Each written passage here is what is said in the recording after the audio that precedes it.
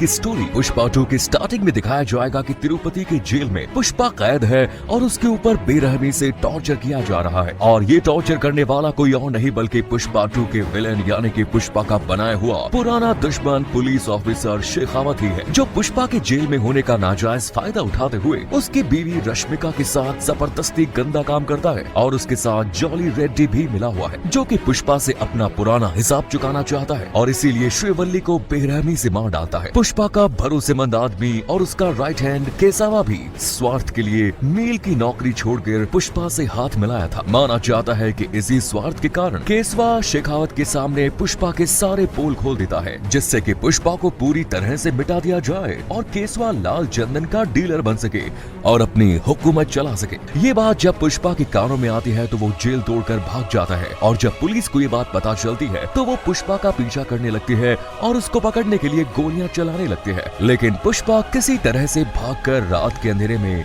शेरशालम के जंगल के अंदर छुप जाता है और पुलिस उस पर अंधाधुंध गोलियां चलाने लगती है। उस रात उन्हें पुष्पा की बॉडी जंगल में कहीं नहीं मिलती है। फिर अगले दिन पुलिस ने शेरशालम के जंगल में पुष्पा को ढूंढने के लिए स्पेशल फोर्स भेजी तो ढूंढते ढूंढते उन्हें भाकर बेट की पहाड़ियों पर पुष्पा का खून से लथपथ शर्ट मिलता है जिस पर 8 गोलियों के निशान थे। पुष्पा की बॉडी नहीं मिलने पर पुलिस ने पुष्पा को डेड घोषित कर दिया। खबर टीवी पर आते ही पुष्पा के समर्थकों ने चारों तरफ आंदोलन चालू कर दिया और चित्तूर तिरुपति जैसे इलाकों में दंगे छिड़ गए। इसके साथ ही अनामाया जैसे और शहरों में पुष्पा के समर्थकों ने बुरी तरह से तोड़फोड़ भी करनी शुरू कर दी। हजारों की तादाद में लोग सड़क पर उतर आए और गुस्से से दुकानें और गाड़ियां तक तोड़ डाली। पुलिस के खिलाफ विद्रोह करना भी शुरू कर दिया। पुष्पा के समर्थकों का ये कहना था कि लाल चंदन के 2 नंबरी धंधे से वो खुद ऐश और आराम की जिंदगी नहीं जीता था, बल्कि पुष्पा गांव के गरीबों की मदद करता था, सब गरीबों को खाना खिलाता था। उनके मुताबिक वो कोई भगवान से कम नहीं था। ऐसे चलते हुए करीब 1 महीना बीत गया, लेकिन लोगों ने दंगे जारी रखे। कईयों का मानना था कि शायद पुष्पा जापान या मलेशिया चला गया है और कुछ लोगों का मानना था कि पुलिस ने पुष्पा को छिपा कर रखा है। अचानक से एक दिन एक न्यूज चैनल की सीसीटीवी फुटेज में पुष्पा खुद को सबके सामने लाता है। फुटेज में उसके चेहरे पर गुस्सा और फेमस डायलॉग झुकेगा नहीं साला ये देखने को मिलता है। उसको देखकर उसके सब चाहने वाले बहुत खुश हो जाते हैं।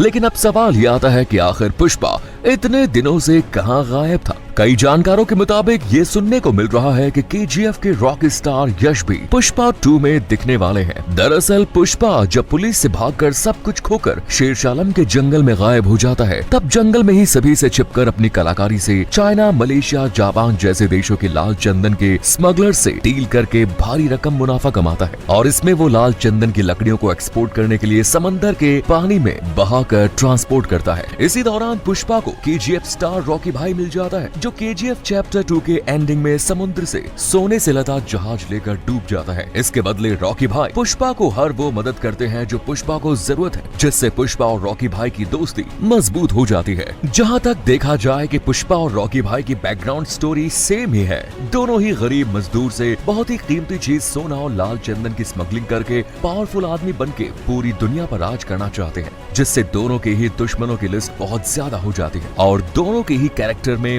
माँ से जुड़े इमोशन को बड़ा ही जबरदस्त दिखाते हैं और दोनों ही कैरेक्टर में दुश्मनों ने हीरोइन को मार दिया। दरअसल पुष्पा पार्ट 1 में पुष्पाराज ने जॉली रेड्डी, शीनू गैंग और आईपीएस शेखावत से दुश्मनी मोल ली थी और पुष्पा 2 में उन लोगों ने पुष्पा से बदला लेने के लिए उससे उसका सब कुछ छीन लिया। पुष्पा 2 में हमें ये देखने को मिलेगा कि रॉकी भाई को कैसे मिली मदद और पुष्पा का मैन पावर से वो और भी स्ट्रॉन्ग बनकर इंडिया वापस लौटते हैं, जिससे कि दुश्मनों से जंग छोड़कर पुष्पा अपने मकसद को पूरा कर सके और इंडिया में रूल कर सके। इसके लिए पुष्पा 2 के 3 मिनट्स की टीजर के लास्ट में हमें पुष्पा पुलिस स्टेशन में बैठे एक डायलॉग देते दिखाई देते हैं। अब रोल पुष्पा का मतलब कि अब पूरे इंडिया का चंदन के एक्सपोर्ट इंडस्ट्री का सरताज बन चुका है पुष्पा और उसके साथ आने वाले समय में नई नई चुनौतियां और दुश्मनों का सामना करना पड़ेगा, क्योंकि पुष्पा को पूरे वर्ल्ड का चंदन इंडस्ट्री का सरताज बनना है। पुष्पाराज का असली मकसद जो अभी बाकी है, जिसकी स्टोरी शायद आने वाले समय में पुष्पा 3 में हमें देखने को मिल जाएगी और तब तक के लिए झुकेगा नहीं साथ।